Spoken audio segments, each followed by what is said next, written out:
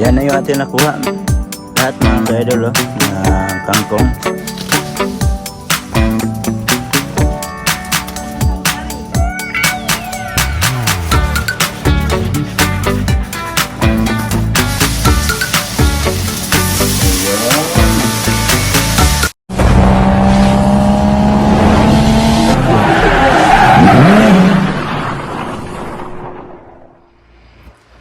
Yo, what's up mga ka-idol? Panibagong araw, panibagong video na naman tayo ngayon. At good morning po sa inyong lahat, sa mga solid ka-idol natin dyan.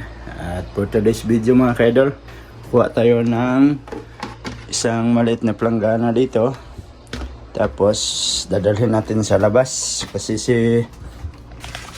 si Love andun sa labas. So maglinis kami dito sa labas. At saka kukunin ko muna yung yung kangkong. Ayan siya naglinis ng sa aming tanim na ba yun? Na sitaw. Tsaka yung sinabi ko sa last na video natin na ito masukal na naman, so lilinisan din natin yung kanal dito, pero kukunin muna natin tong kangkong kasi sayang naman to.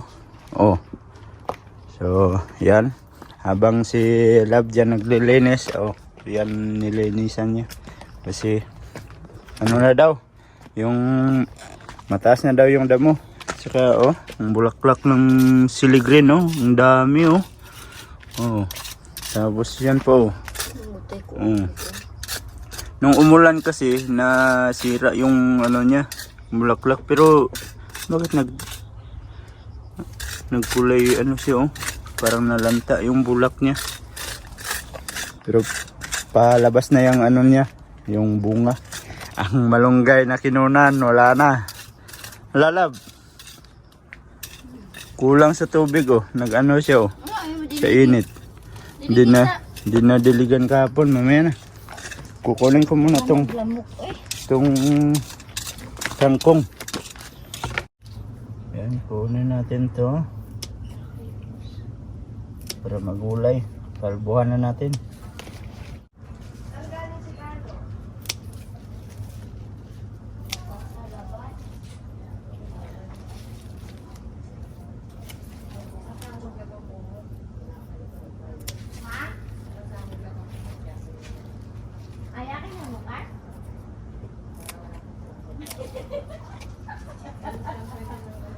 Nagsampay ako ng huhod.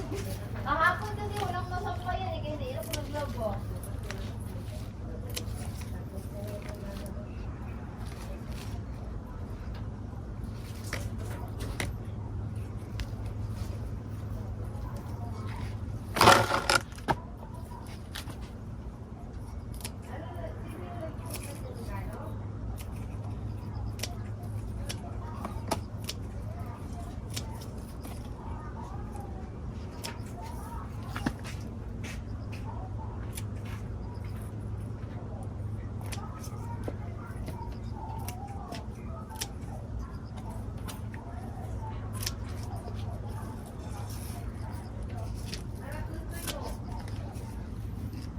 Guys, akong bukas na. Lamok pila sa mga baka.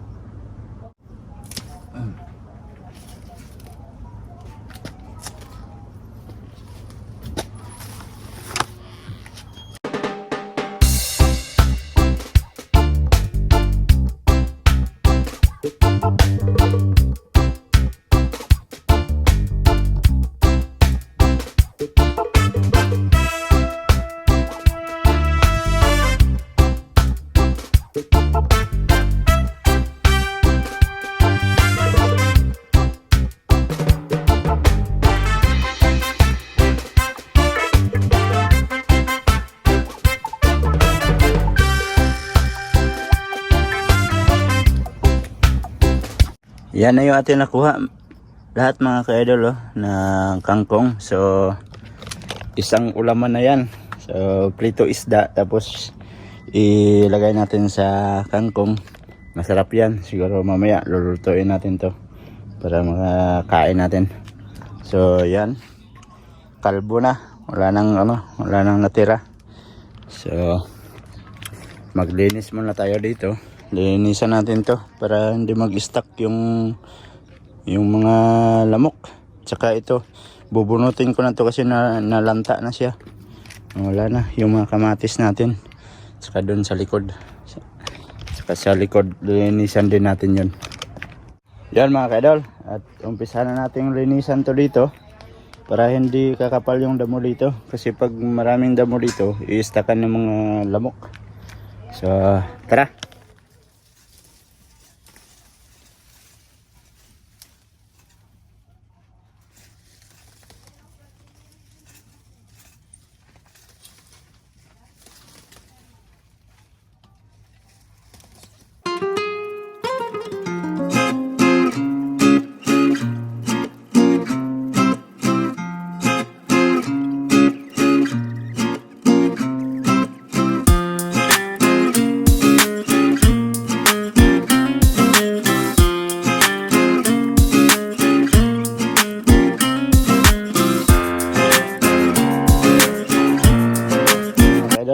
Yan. At malinis na sa part na to. So, dito na naman tayo sa likod. Yan. Tulungan natin si Love dito. Oh, malapit na pala matapos dito. Yan. So, yan, malinis na naman. Oh.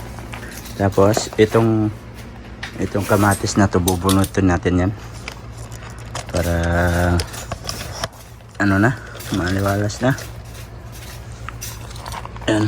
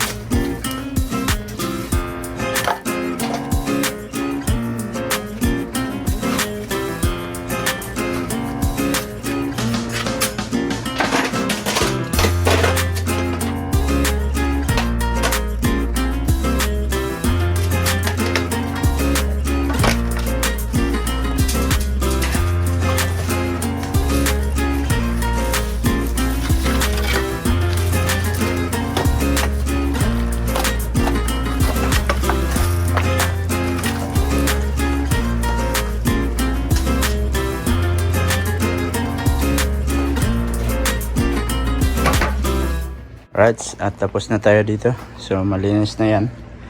Yan. Saka dito malinis na din. Saka ito tinira ko.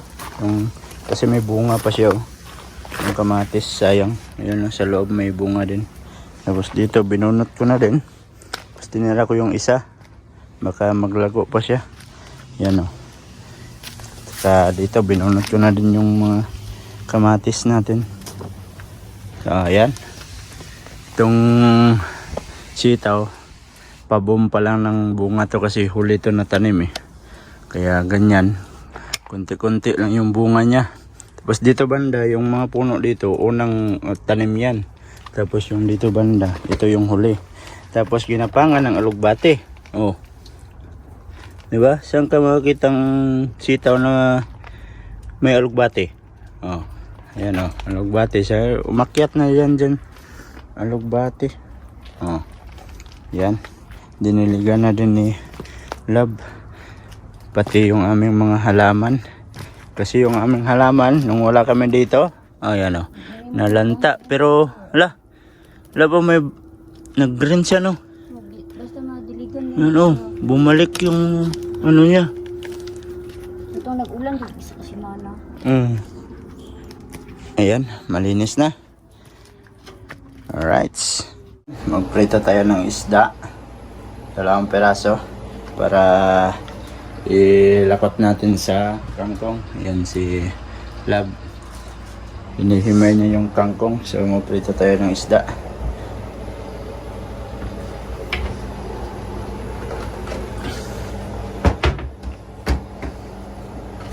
Lagyan natin ng mantika.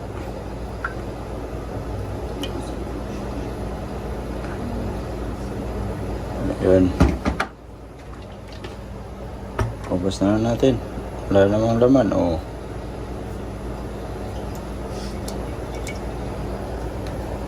Yan, lagay na natin. Oh, dandan lang.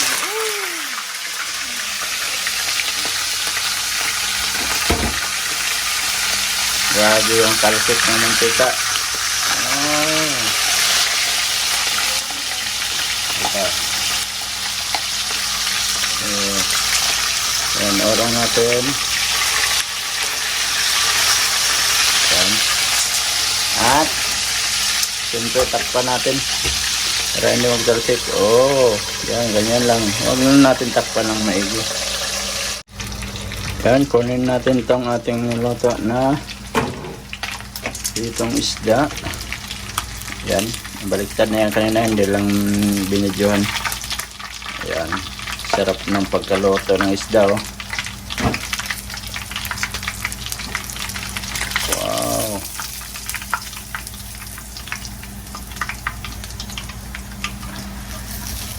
Ayan na, ating pritong isda. So, patayin natin to. Ayan, luto na. Alright, andyan na yung ating mga lamas. Tapos isda na pinirito. Tapos ito na yung kangkong. So, nagpainit na tayo ng kawali. Olive oil. Alright, yan, ganyan lang.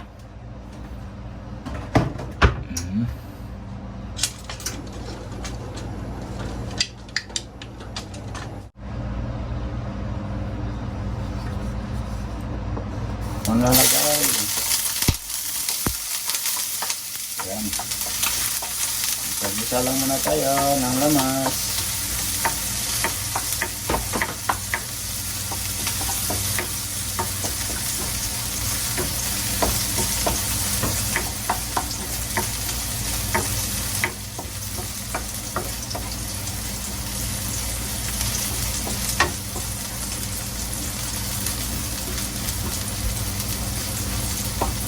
Tapos, next natin ang sibuyas.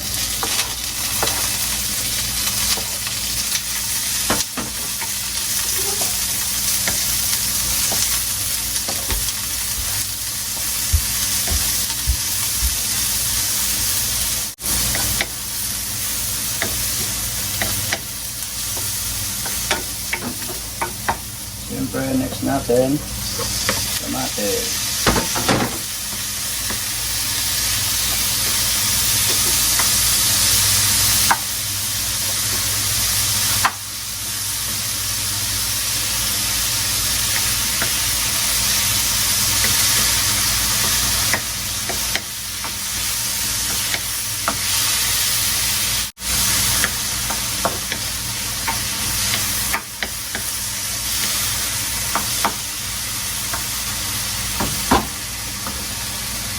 Tapos, next natin, yung isda. Ayan. Mikos-mikos lang natin yan. Sabi daw nila, mikos-mikos daw to.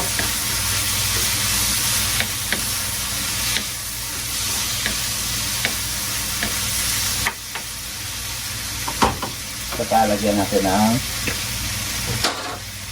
black pepper. Paminta. Yan.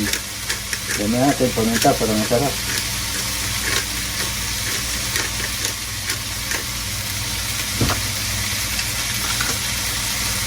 Tapos asin na konti kasi mamaya lagay tayo ng tuyo. Konti lang. Oh.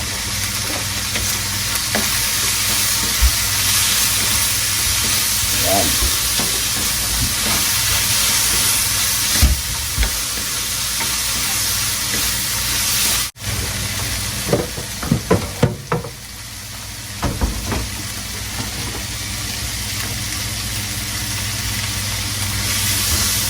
At pagkatapos, lagay natin yung ating kangkong.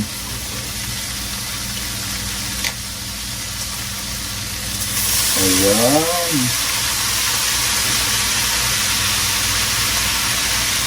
Oo. Wow.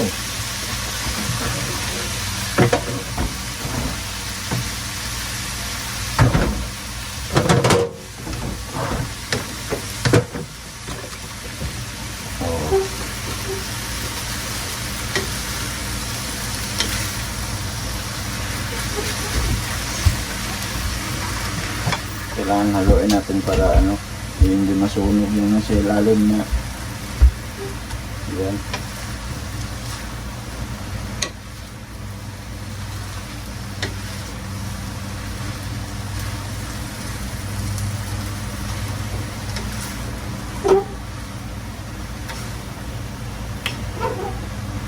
Hina lang yung apoy. So na yan.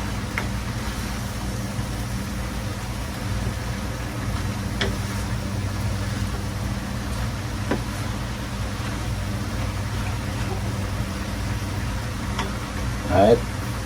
Saka takpan mo natin para magkatas. Alright. Haluin natin. So, lalagyan na natin ng tuyo. Ito mga kalimutan pa. Yung tuyo namin. Marca Piña. Diba?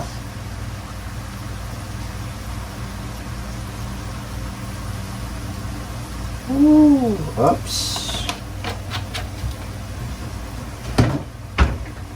Mabilis lang kasi ito maluto. Kaya yan.